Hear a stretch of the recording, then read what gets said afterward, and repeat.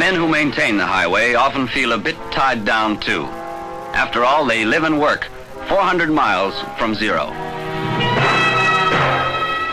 The town down there was born in 1951. It may die again in 60 or 70 years. 734 miles from zero.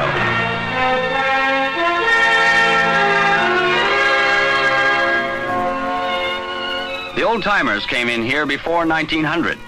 They've seen their town boom twice and die twice. Of course, the next boom is always just around the corner, 926 miles from mile zero of the Alaska Highway.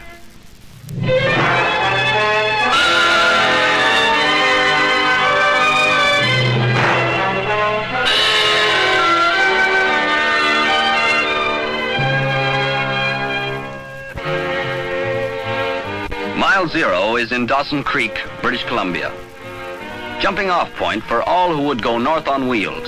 Truckers, oil teams, salesmen, settlers, fortune hunters, tourists heading north down the Alaska Highway.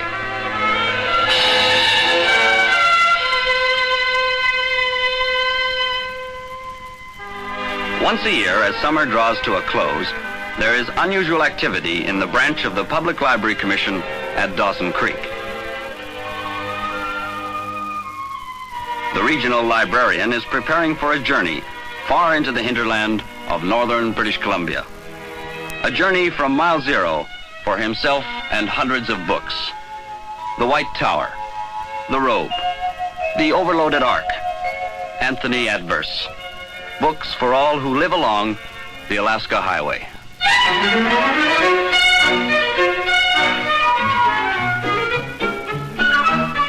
This trip, the regional librarian has a new assistant driver, his own boss, superintendent of the Public Library Commission. First day on the road, 4 stops roll by, and they reach mile 295, an Army camp where the library is in the fire hall. Up here, the Army is concerned with highway maintenance.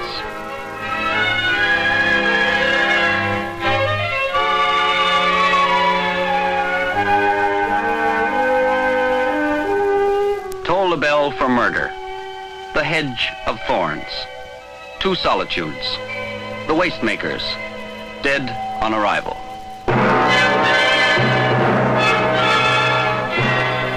Fort Nelson, mile 300, is full of bounce, and the area is full of oil. The lid blew off just a few years ago. Now some of the world's biggest gas and oil wells are in this region.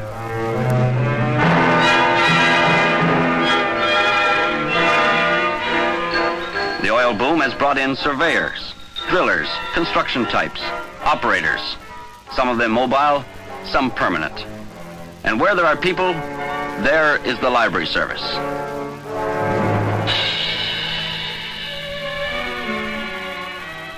Here at Fort Nelson, the community library is in the office of a motel.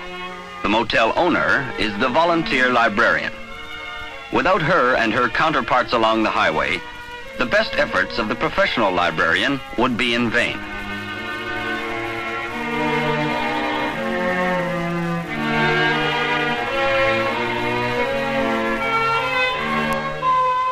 But as it is, the fascinating realms of literature are accessible to all.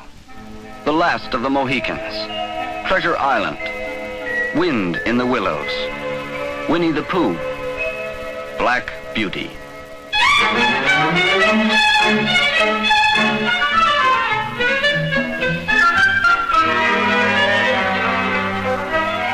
Under wartime pressure, the Alaska Highway was constructed in 8 months, the equivalent of a road from Paris to Moscow. Now the maintenance and improvement of the highway is a never-ending struggle between men and machinery, and mountains, distance, rivers, muskeg, weather, and dust.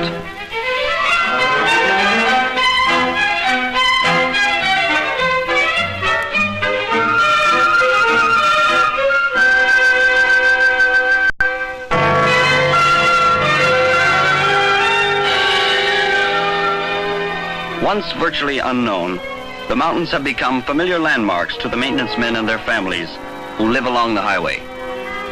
Summit Lake, highest point on the Alaska Highway. Elevation, 4,250 feet.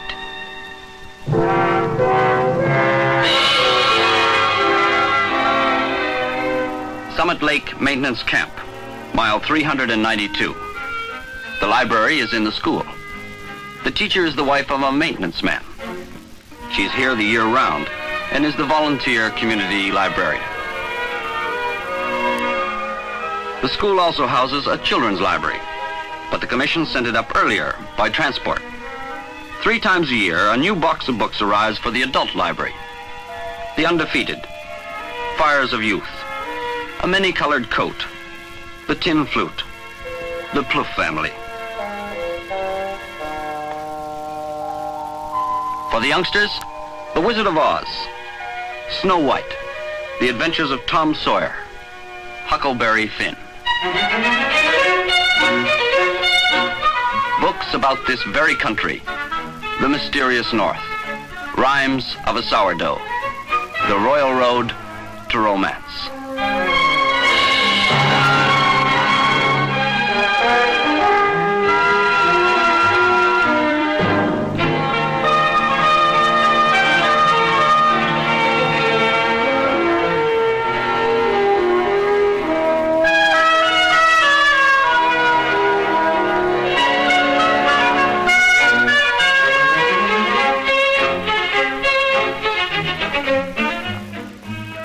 Liard Hot Springs, mile 496. A chance for a rest, and even in the coldest weather, a warm swim.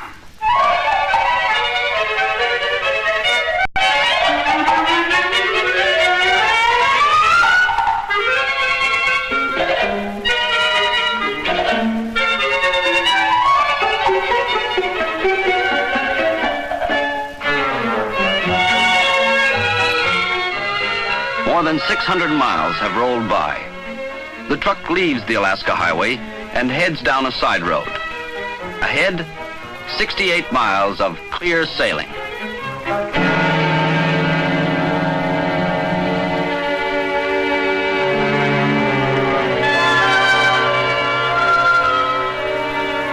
Once the road is rebuilt, the next stop will be deep in the Cassiar mountain range.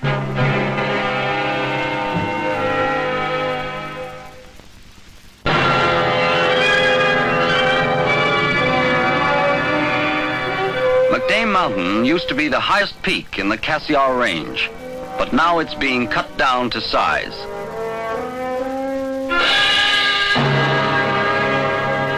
This far north, even a whole mountain of asbestos was economically worthless until the Alaska Highway passed within reach. The ore is mined in the clouds, then dropped by aerial conveyor thousands of feet to the mill.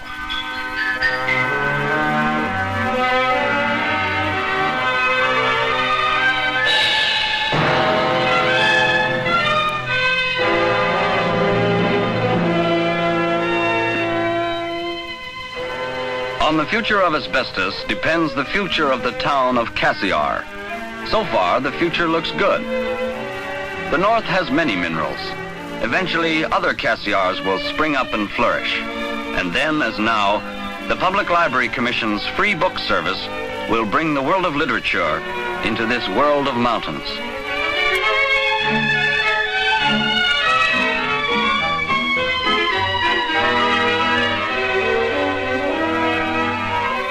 The next community library is 364 miles away by road and seems half a century away in time. Back to the gold rush days and the old mining town of Atlin. Population at the turn of the century, about 10,000. Now, about 180 souls. Here, the community library is given precious space in a private home. The new stock is given careful scrutiny by keen borrowers. And then, a list of suggestions for the next shipment. How to make an electric organ. The art of Italian cooking. Greek philosophy. Needlework as a hobby. Ah, wilderness.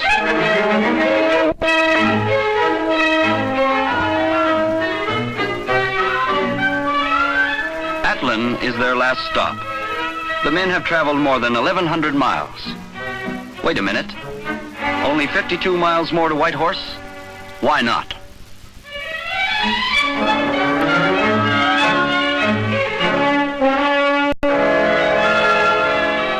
Whitehorse is a frontier town, short on history, but long on romance.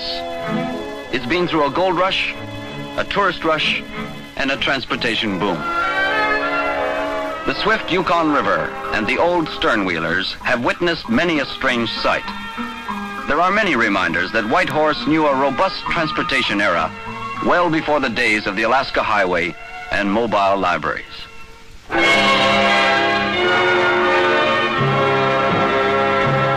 The library team is safely back at Mile Zero before winter arrives.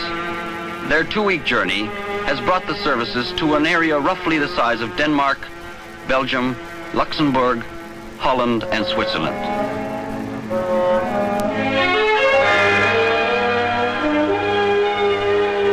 But the value of a library service is measured not in terms of the vast region served, but in the impact on the human heart of that closest of all good friends, a book.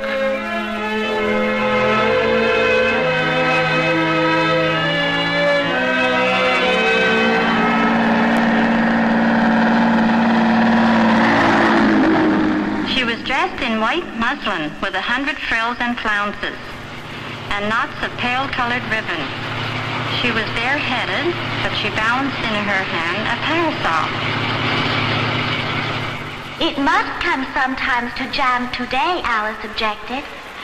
No, it can't, said the Queen. But a good book is the precious lifeblood of a master spirit, embalmed and treasured up on purpose to a life beyond life.